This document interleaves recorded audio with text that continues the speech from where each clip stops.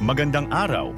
Sa video na ito, tatalakayin natin ang buod ng ika-54 na kabanata ng Noli Me Tangere ni Dr. Jose Rizal, na may pamagat na walang lihim ang hindi nabubunyag. Pag-aaralan din natin ang mga mahahalagang pangyayari, tauhan, tagpuan, talasalitaan, at aral, mensahe o implikasyon na matatagpuan sa kabanatang ito. Makinig at manood ng mabuti dahil marami kayong matututunan mula sa makasaysayang akdang ito ni Rizal. Simulan na natin. Sa kabanatang ito, nagmadali si Padre Salvi papunta sa bahay ng Alperes upang ibalita ang nalalapit na pag-aalsa na natuklasan niya mula sa isang kumpisal. Sinabi ng kura na mayroong napipintong paglusob sa kwartel at kumbento na magaganap ng gabing iyon, kaya't sila'y nagkasundong paghandaan ito. Humiling ang kura ng 4 na gwardiya sibil para protektahan ang kumbento, habang lihim na naghahanda ang mga kawal sa kwartel upang mahuli ng buhay ang mga lulusob. Samantala, isang lalaki ang nagmamadaling pumunta sa bahay ni Ibarra upang ibalita ang nalalapit na paglusob at ipinagtapat na si Ibarra ang pinaghihinalaang kapural ng pag-aalsa. Sinabi ni Elias kay Ibarra na sunugin ang lahat ng kanyang mga aklat at kasulatan upang maiwasang masangkot sa gulo. Habang sinusunog ang mga papeles, nabasa ni Elias ang isang kasulatan tungkol kay Don Pedro A. Barramendia, nanuno ni Ibarra, at dito'y nadiskubre ni Elias ang koneksyon ng angkan ni Ibarra sa matinding kasawian ng kanyang pamilya.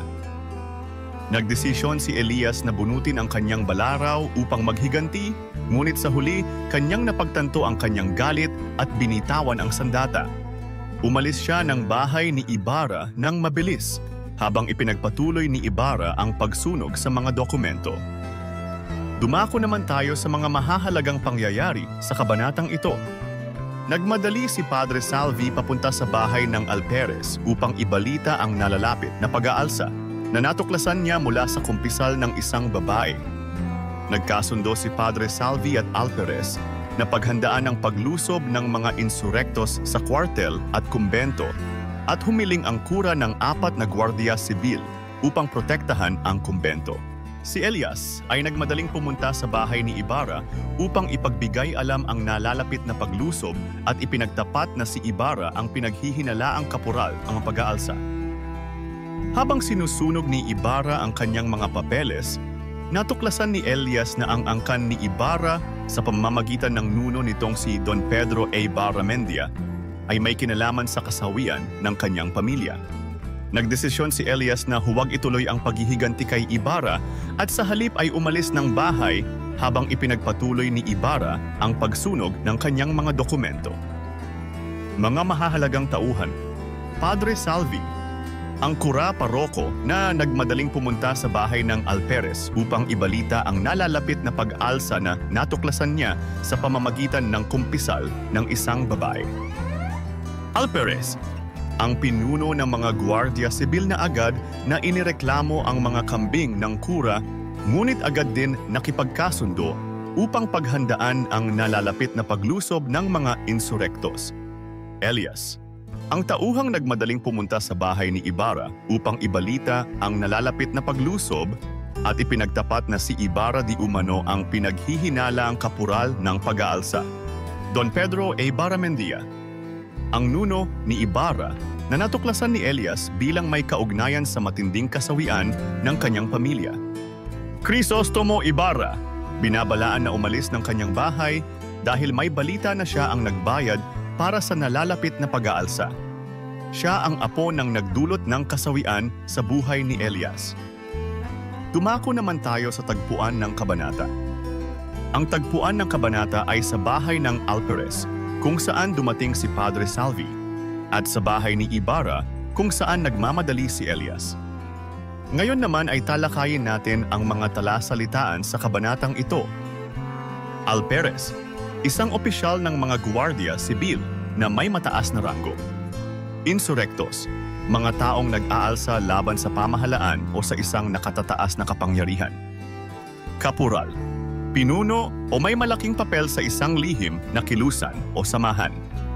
Balaraw, isang uri ng patalim na ginagamit bilang sandata, kasulatan, mga dokumento o papeles na naglalaman ng mahahalagang impormasyon o kasaysayan.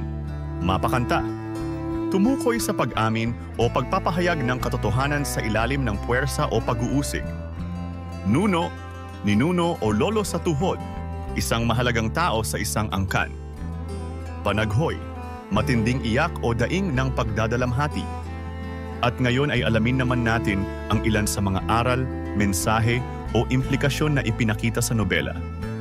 Ang kabanatang ito ay nagpapakita na ang mga lihim, gaano man kasinop na itinatago, ay may paraan ng pagbubunyag sa tamang panahon at pagkakataon. Ito ay isang paalala na walang lihim na hindi nabubunyag sa huli. Ipinapakita rin ng kabanata ang panganib ng galit sa paggawa ng mga maling desisyon. Si Elias, sa kabila ng kanyang matinding galit, ay pinili pa rin na magpigil at hindi itinuloy ang kanyang balak na paghihiganti kay Ibarra. Ang pagtulong sa kapwa, kahit sa gitna ng sariling paghihirap, ay may kapangyarihang magpabago ng puso.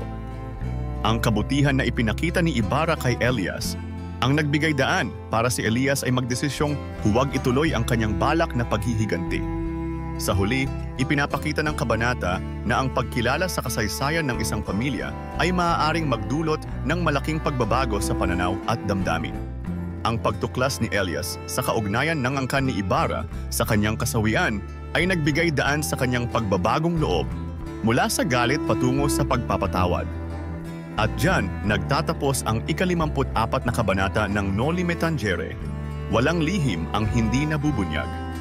Ano ang natutunan mo sa kabanatang ito? I-comment mo na ang iyong sagot. Inaanyayahan ka din namin na i-like, subscribe at i-click ang notification bell para lagi kang updated sa mga susunod naming videos. Hanggang sa muli, maraming salamat sa panonood.